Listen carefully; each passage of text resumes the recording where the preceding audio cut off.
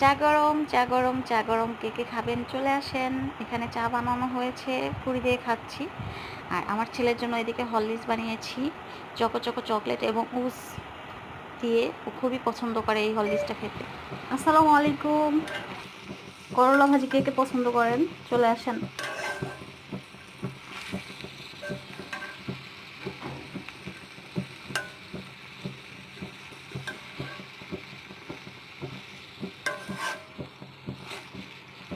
গরমে করলা ভাজি খাওয়া কিন্তু অনেক ভালো শরীরের জন্য। তো আজকে করলা ভাজি করব আর হচ্ছে ডাল ভর্তা করব।